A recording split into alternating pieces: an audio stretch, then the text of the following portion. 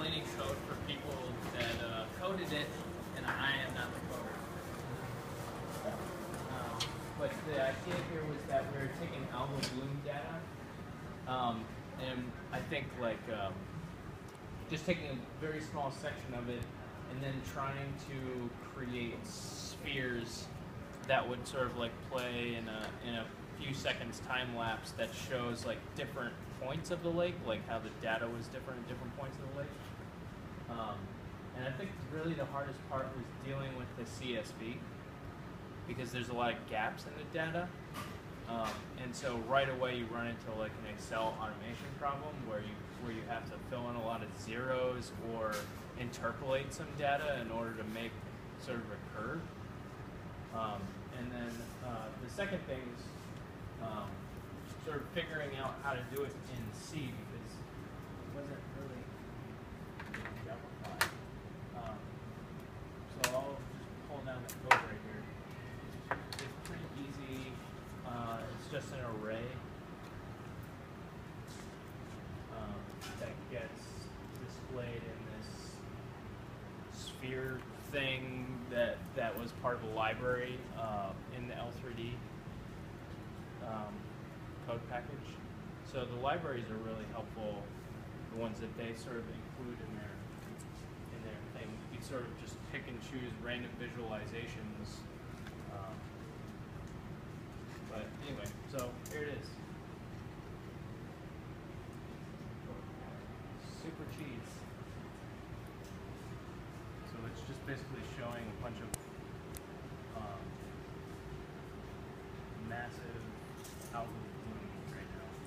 So the can't see any color on it, but the color is supposed to be the amount of chlorophyll, and the size is supposed to be the amount of phosphorus.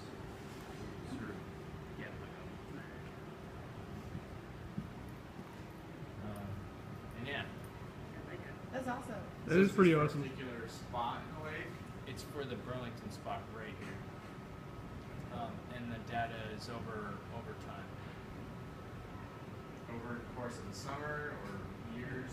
I think it's 2 years. So you could sort of like see the algal bloom like waxing and wane. However, you should take that with a grain of salt, because we did have to add a lot of zeros into the mix here. There were, I think, you know, depending on like whether there was a sample reported or not, we're sort of like seeing like as the thing sort of grows, you see like a few segments where it's just like, poof, there's nothing there, and that just represents no data. Well, that's the way it occurs too. They just kind of appear and then disappear and then reappear. Oh, really?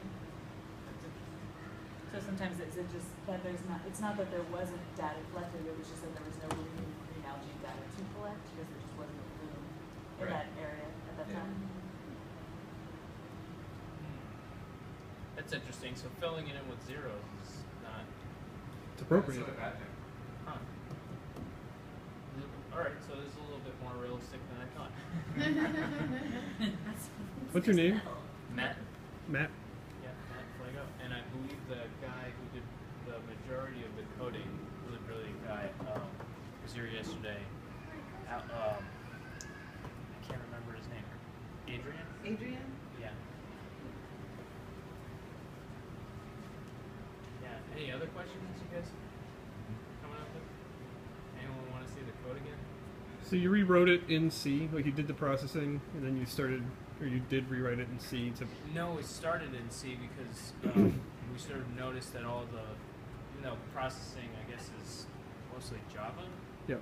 The all the libraries for particle are in C, and so it just made a lot more sense to stay in C rather than trying to like include libraries that may or may not have worked.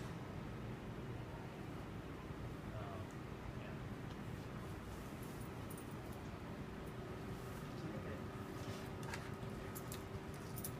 Wonder if I can make this bigger. I like how you could zoom around on this thing. Yeah, I'd like to know how to do that too. Anyway. Cool. That's that's all I got.